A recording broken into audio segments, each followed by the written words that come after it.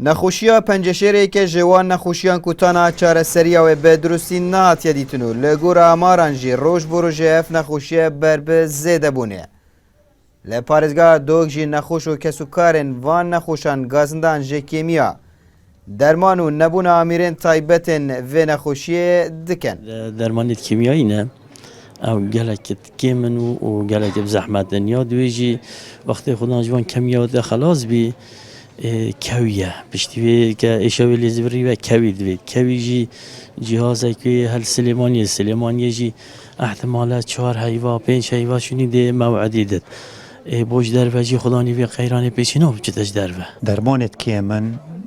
يعني تقريبا 2 جرعة درمانينا كيمن جام مجبورين درفت كرين جام دخواز كين حكمته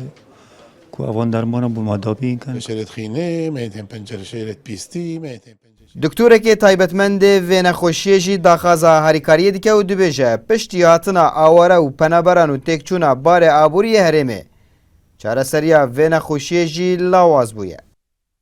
ام گلک یعنی بدبین نهاری کاری ما پتر بیتا کرن سر آست یعنی پیدا کردن درمان سر آست مثلا پیدا کردن آمیرا اوت نموجود نل هرمی و نل عراق سر آست پیدا کردن مثلا هندک جورت نشترگیریه بدوی اوت مثلا هندک جورا نخوش یعنی نچار بیت نمرو برکت اجدار بود بقارن دکه زحمت نخواست ما حتی نکه ویزا جیب صانعینین مثلا نزا زیب درکبید. لپارزگاه دوگ به تنیت موی 3 مهن دسپیکا ای سال دا 262 حالت نخوشیا 5 شهر هاتینه تومار کرنو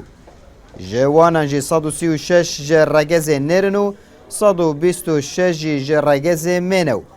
20 حاله جی دنفبرا جی اکسالیه و تا 14 سالیه دانه دکتور جی و رجان نخوشیا 5 شهر به متر سید زانن عبدالصمد ریکانی NRT